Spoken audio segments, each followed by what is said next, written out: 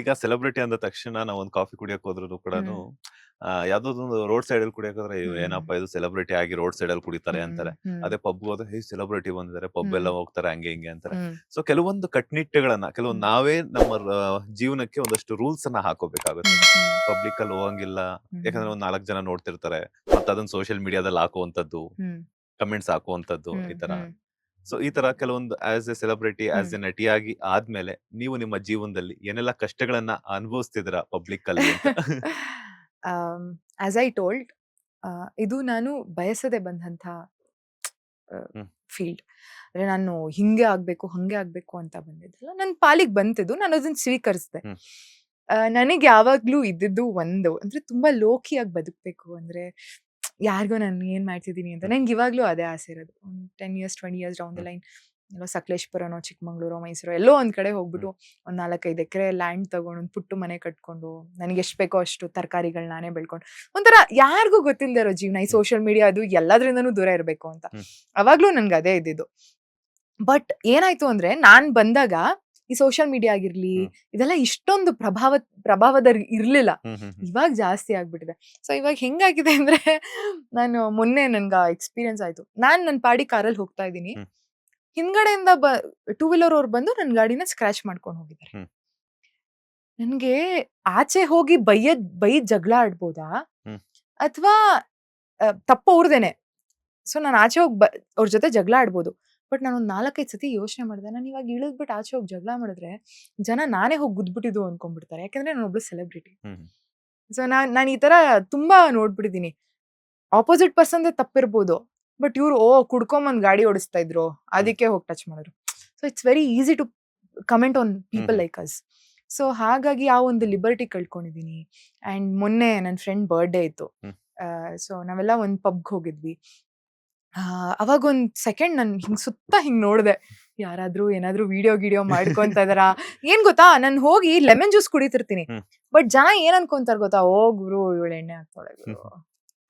Because we are in the front line. ಅಷ್ಟ್ easy ನಾವ್ judge ಮಾಡಕ್ಕೆ. ಹ್ಮ್ ಸೊ ಹಾಗಾಗಿ ನಾವೊಂದು ಲಿಬರ್ಟಿನೆಲ್ಲೋ ಕಳ್ಕೊಂಡಿದೀನಿ. ಏನೇ ಮಾಡ್ಬೇಕು, ಏನೇ ಯೋಚನೆ ಮಾಡ್ಬೇಕು ಅಂದ್ರೆ ಒಂದ್ 4-5 ಸತಿ ಯೋಚನೆ ಮಾಡ್ಬೇಕು, ಮಾತಾಡ್ಬೇಕು.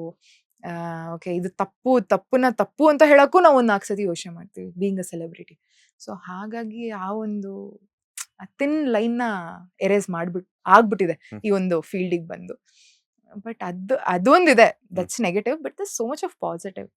ಜನದ ಪ್ರೀತಿ, ಹ್ಮ್ ಸೆಲ್ಫಿ ತಗೊಂತಾರೆ, ಹ್ಮ್ ಮನೆ ಮಕ್ಕಳು ಅಂತಾರೆ, ಆಶೀರ್ವಾದ ಮಾಡ್ತಾರೆ. ಹ್ಮ್ ಇದೆಲ್ಲ ಏನ್ ಹೇಳ್ತಾರೆ, ಒಂದು ಬೇಕು ಅಂದ್ರೆ ಇನ್ನೊಂದೇನೋ ಕಳ್ಕೊಬೇಕು ನಾವು. ಹ್ಮ್ ಸೊ ಹಾಗಾಗಿ ನನ್ನ ಪರ್ಸನಲ್ ಲೈಫ್ ಒಂಚೂರು ಕಳ್ಕೊಂಡಿದೀನಿ ನಾನು. But it's okay. ಇನ್ನೊಂದ್ 3-4 ವರ್ಷ once I am done with all this ಗಿಕ್ಟಿಂಗ್ ಹ್ಮ್ ಮತ್ತೆ ಅದೇ ಲೈಫ್ ಸಿಗುತ್ತೆ ಅನ್ನೋ ಹೋಪ್ಸ್ ಅಲ್ಲಿ ಇದೀನಿ. ಮದ್ವೆ ಆಗಿ ಸೆಟ್ಲ್ ಆಗೋದಾ? ಖಂಡಿತವಾಗ್ಲೂ ಮದ್ವೆ ಬಗ್ಗೆ ಯೋಚನೆ ಮಾಡಿಲ್ಲ ನಾನು. ಹ್ಮ್ ಆಸ್ ಐ ಟೋಲ್ಡ್, ನಾನು ತುಂಬಾ ಸ್ವಾಭಿಮಾನಿ. ಸೊ ನನ್ನ ಜೀವನ ನಾನು ಹ್ಮ್ ಕಟ್ಕೊಬೇಕು ಅನ್ನೋ ಒಂದು ಹಸ್ವಲ್ಲಿದ್ದೀನಿ ನಾನಿವಾಗ. ಅಂಡ್ ನನ್ನ ಮದ್ವೆನೂ ಅಷ್ಟೇನೆ. ನನ್ನ ದುಡ್ಡಲ್ಲಿ ನಾನು ಮದ್ವೆ ಆಗ್ಬೇಕು ಅನ್ನೋದು ನನಗೆ ತುಂಬಾ ಇದೆ. ಆಡಂಬರದ ಮದ್ವೆ ಅಲ್ಲ, ಹ್ಮ್ ಚಿಕ್ಕದಾಗಿ ಒಂದು ದೇವಸ್ಥಾನದಲ್ಲಿ ಹ್ಮ್ ಹೋಗಿ ತಾಳಿ ನಾನ್ ಮದ್ವೆ ಆಗೋ ಹುಡುಗಂಗೆ ನನಗೆ ಹ್ಮ್ ನಮ್ಮಿಬ್ರು ಆತ್ಮಗಳಿಗೆ ಮದ್ವೆ ಅದು. ಹ್ಮ್ ಸೊ ಹಾಗಾಗಿ ಒಂದಷ್ಟು ಜನನ್ ಕರ್ಸಿ ಲಕ್ಸುರಿಯಾಗಿ ಗ್ರ್ಯಾಂಡ್ ಆಗಿ ಮದ್ವೆ ಮಾಡಿ ಕಳ್ಸಿದ್ರುನು ಬಂದ್ ಊಟ ಮಾಡ್ಕೊಂಡು ಹೋದವ್ರು, ಅಯ್ಯೋ ಊಟ ಸರಿ ಇರ್ಲಿಲ್ಲ ರೀ, ಹ್ಮ್ ಅಯ್ಯೋ ಹುಡುಗನ್ ಮುಖ ನೋಡಿದ್ರ ಹ್ಮ್ ಅವ್ರಿಬ್ರಿಗೂ ಜೋಡಿನೇ ಅಲ್ಲ. ಈ ತರ ಮಾತುಗಳು ಬೇಡ ನನಗೆ. ಸೊ ಬಂದೇ ಬರುತ್ತದೆ ಬರುತ್ತೆ. ಆಕ್ಚುಲಿ. ಹಾಗಾಗಿ ನನಗ್ ಬೇಕಾಗಿರೋರು ನನ್ನ ಏನ್ ಹೇಳ್ತಾರೆ ವೆಲ್ ವಿಶರ್ಸ್, ಹ್ಮ್ ಅವನ್ನ ವೆಲ್ ವಿಶರ್ಸ್ ಇಷ್ಟೇ ಜನ. ಒಂದು ಚಿಕ್ಕ ದೇವಸ್ಥಾನ, ಒಂದು ಚಿಕ್ಕ ಮದುವೆ, ಹ್ಮ್ ಒಂದೊಂದಷ್ಟು ಜನಕ್ಕೆ ಊಟ ಮಾಡ್ಕೊಂಡು ಹೋದವರು ತೃಪ್ತಿಯಿಂದ ಮನ್ಸಾರೆ ನನಗೆ ಅವನ್ಗೆ ಹ್ಮ್ ಆಶೀರ್ವಾದ ಮಾಡಿ ಹೋಗ್ಬೇಕು. ಸೊ ಹಾಗಾಗಿ ಆ ಮದ್ವೆಗೆ ನನ್ ದುಡ್ಡನ್ನ ನಾನೇ ದುಡ್ಕೊಬೇಕು. ಹ್ಮ್ ನಾನು ನಮ್ಮ ಅಪ್ಪ ಅಮ್ಮನ್ನೂ ಕೇಳಕ್ ಇಷ್ಟ ಇಲ್ಲ. ಹ್ಮ್ ಅವನು 50-50 ಶೇರಿಂಗ್ ಅಲ್ಲ. ಅವನು ಹ್ಮ್ ಒಂದ್ ಸ್ವಲ್ಪ ದುಡ್ಡು ಹಾಕ್ಬೇಕು, ನಾನು ಒಂದ್ ಸ್ವಲ್ಪ ದುಡ್ಡು ಹಾಕ್ಬೇಕು. ಸೊ ಹಾಗಾಗಿ ಸದ್ಯಕ್ಕೆ ಮದ್ವೆ ಯೋಚನೆ ಇಲ್ಲ. ಅಂಡ್ ಈ ತರ ಮದ್ವೆನ ಇಷ್ಟಪಡುವಂತ ಹುಡುಗನೂ ಬೇಕು ನನಗೆ. ಅದು ಮೈಸೂರು ಹುಡುಗನೇ ಆ, ಆಗಿರ್ಬೇಕು. ಈ ತರ ಮದ್ವೆನ ಇಷ್ಟಪಡುವಂತ ಹುಡುಗನೂ ಬೇಕು. ಈಗ ಯಾರು ಬೇಡ, ನಿಮ್ ರಿಲೇಟಿವ್ಸ್ ಎಲ್ಲ ಬೇಡ ಅಂದ್ರೆ ಹ್ಮ್ ಎಷ್ಟೊಂದ್ ಜನಕ್ಕೆ ಇಷ್ಟ ಆಗದೇನೂ ಹ್ಮ್ ಇರ್ಬೋದು ಅದು. ನಾವ್ ಯಾರ್ಯಾರು ನಮ್ಮ ಅಪ್ಪ ಅಮ್ಮ ಒಂದಷ್ಟು ಜನ, ನಿಮ್ ಕಡೆಯಿಂದ ಒಂದಷ್ಟು ಜನ ಚಿಕ್ಕದಾಗ ಒಂದ್ ಹ್ಮ್ ಮದ್ವೆ ಆಗೋಣ. ಬಿಕಾಸ್ ಎಷ್ಟೊಂದ್ ಜನಕ್ಕೆ ಮದ್ವೆ ಅನ್ನೋದೇ ಕನ್ಸು. ಹ್ಮ್ ಸೊ ಹಾಗಾಗಿ ನನ್ನ ಆಸೆಗೆ ನನ್ನ ಇಷ್ಟಕ್ಕೆ ತಕ್ಕಂತಿರುವಂತ ಹುಡುಗ ಸಿಕ್ಕಿದ್ರೆ ಖಂಡಿತವಾಗ್ಲೂ ಯೋಚನೆ ಮಾಡ್ಬೋದು. ಬಟ್ ಸದ್ಯಕ್ಕೆ ಅದೇ ಆ, ನನ್ನ ಜೀವನ, ನನ್ನ ಅಪ್ಪ ಅಮ್ಮನ ಜೀವನ ನನಗೆ ಅವರಿಬ್ಬರು ನನ್ನ ಮೇಲೆ ಡಿಪೆಂಡೆಂಟ್. ನಮ್ಮ ಅಪ್ಪ ಅಮ್ಮ ನನ್ಗೆ ಅವ್ರನ್ನ ಬಿಟ್ಟು ನಾಳೆ ದಿವಸ ಮದುವೆ ಆದ್ಮೇಲೆ ನನ್ನ ಜೀವನ ಕಟ್ಕೊಂಡು ಹೋಗುವಂಥ ಸ್ವಾರ್ಥಿ ಅಲ್ಲ ನಾನು. ಫಸ್ಟ್ ಅವ್ರ ಲೈಫ್ನ ಸೆಟಲ್ ಮಾಡ್ಬಿಡ್ಬೇಕು ನಾನು ಆ ಒಂದು ರನ್ನಿಂಗ್ ರೇಸಲ್ಲಿ ಇದ್ದೀನಿ. ಫಸ್ಟ್ ಅವ್ರಿಗೊಂದು ಸೆಟಲ್ ಮಾಡಿ ತಿಂಗಳಿಗೆ ಇಷ್ಟು ನಮ್ಮ ಅಪ್ಪ ಅಮ್ಮಂಗೆ ಮನೇಲಿ ಕೂತ್ರು ಅವರಿಗೆ ದುಡ್ಡು ಬರೋ ಥರ ಮಾಡಿ ಆಮೇಲೆ ನನ್ನ ಜೀವನ ನೋಡ್ಕೊಳ್ಳೋಣ.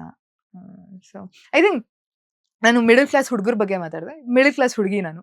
ಸೊ ನಂತರನೇ ಎಷ್ಟೋ ಜನ ಹುಡುಗಿರು ದೆಲ್ ಸ್ಯಾಕ್ರಿಫೈಸ್. ಇವಾಗ ನನ್ನ ಏಜ್ ಅವರು ನನ್ನ ಫ್ರೆಂಡ್ಸ್ ಎಲ್ಲರೂ ಮದುವೆ ಆಗ್ಬಿಟ್ಟಿದ್ದಾರೆ. ಎಷ್ಟೊಂದು ಜನ ಹುಡುಗಿರಿದ್ದಾರೆ ಎಕ್ಸ್ಪೆಕ್ಟಿಂಗ್ ಅ ಬೇಬಿ. ನನಗೆ ಯಾವತ್ತೂ ನಮ್ಮಮ್ಮ ಕೇಳ್ತಾರೆ, ಪುಟಿ ನಿನ್ಗೂ ಆಗ್ಬೇಕು ಮದುವೆ, ನಿನ್ ಜೀವನ ಸೆಟಲ್ ಆಗ್ಬೇಕು ಅನ್ನೋ ಆಸೆ ಇಲ್ವಾ ನಿನಗೆ? ಏಜ್ ಆದಂಗೂ ಏನೋ ಸ್ವಲ್ಪ ವಯಸ್ಸಾಗಿರೋ ಹುಡುಗ ಸಿಕ್ಬೋದೇನೋ ಅಥವಾ ಕಾಂಪ್ರಮೈಸಸ್ ಆಗ್ಬೇಕಾಗತ್ತೆ ನೀನು. ನಮ್ಮ ಅಮ್ಮಂಗೆ ಹೇಳೋದು ಒಂದೇ, ಹಣೆಯಲ್ಲಿ ಏನ್ ಬರ್ದಿದೆ ಅದೇ ಆಗೋದು.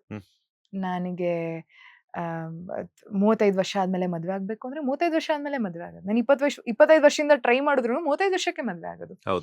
ನಮ್ಮ ಹಣೆಯಲ್ಲಿ ಏನ್ ಬರ್ದಿದೆ ಅದನ್ನ ಯಾರು ಚೇಂಜ್ ಮಾಡಕ್ಕಾಗಲ್ಲ. ಹಾಗಾಗಿ ಏನು ಎಕ್ಸ್ಪೆಕ್ಟೇಷನ್ಸ್ ಇಟ್ಕೊಬಾರ್ದು. ಸದ್ಯಕ್ಕೆ ನಮ್ಮ ಅಪ್ಪ ಅಮ್ಮನ್ ಸೆಟಲ್ ಮಾಡ್ಬೇಕನ್ನೋದು ತುಂಬಾ ಇದೆ ಆಸ್ ಅ ಮಿಡಲ್ ಕ್ಲಾಸ್ ಹುಡುಗಿಯಾಗಿ. ಒಂಥರ ಎಷ್ಟೋ ಜನ ಪಾಪ ಸ್ಯಾಕ್ರಿಫೈಸ್ ಮಾಡ್ಬಿಟ್ಟಿರ್ತಾರೆ ಅವ್ರ ಆಸೆ ಕನ್ಸುಗಳನ್ನ. ಸೊ ಹಾಗಾಗಿ ಆಮೇಲೆ ಮದ್ವೆ ಯೋಚನೆ ಮಾಡೋಣ ಅಂತ. ಅಂಡ್ ಆಲ್ಸೋ ನನಗೆ ಈ ಡ್ರಮ್ಮು, ಕುಕ್ಕರು,